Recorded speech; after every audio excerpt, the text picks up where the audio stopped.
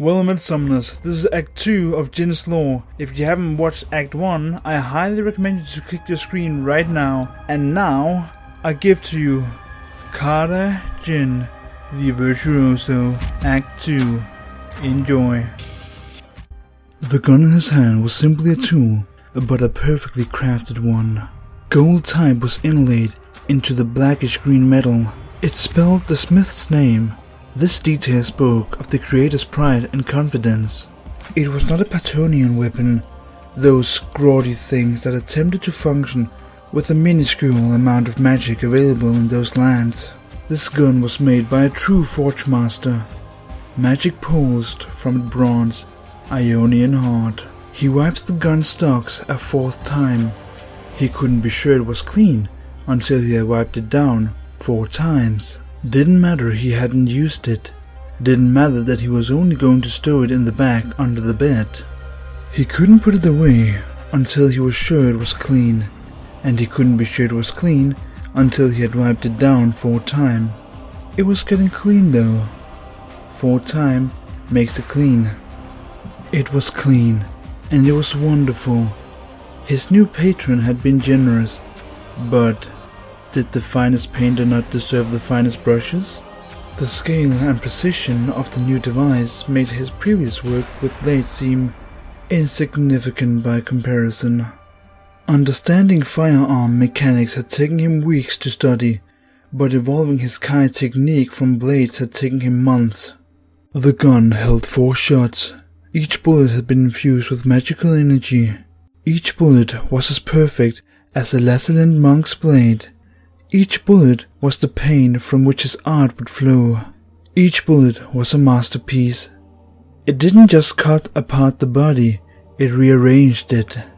The rehearsal at the mill town had already shown the gun's potential, and his new employers had been pleased with his work's reception. He had finished polishing it, but with the gun in his right hand, the temptation was too great.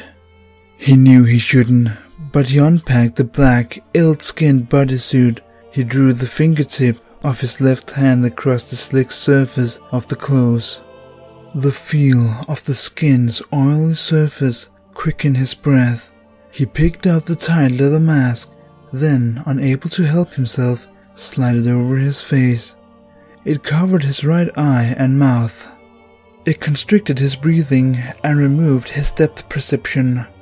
Delightful. He was putting on the shoulder armor when the bell he'd hidden on the steps leading to his room sounded. He quickly folded up the weapon and removed the mask. "Hello?" the maid asked through the door. The lilt in her voice hinted at an upbringing far south of this town. "You did what I asked," he said. "Yes, sir. A white lantern every 4 yards. A red one every 16. "Then I can begin," Carter Jhin said as he swung open the door to his room. The woman's eyes widened as he exited the room. Jhin was well aware of how he looked. Normally, it elicited pangs of self-conscious loathing, but today it was performance day. Today, Carter Jhin cut a slender, elegant figure as he walked out with a cane. He was hunched, and his cloak seemed to cover some huge deformities on his shoulder, but a jaunty stride belied this. Forcefully tapping the cane ahead of him as he marched towards the window, he tapped the frame rhythmically 3 beats, then a 4th. His gold sparkled, his cream cloak flowed, and his jewels glittered in the sun. What is that?"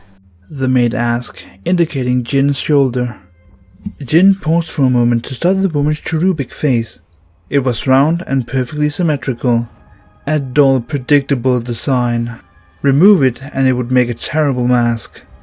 "It's for the crescendo, my darling," Carter Jhin said. From the inn's window, he had a clear view of the rest of the town and the valley below him. This performance had to be wonderful, but there was still so much work to do. The councilman would return this evening, and so far all Jin's plans for tonight seem uninspired. "I brought some flowers for your room," the woman said, walking past him. He could have used someone else to place the lanterns, but he didn't. He could have changed clothes before opening the door, but he didn't.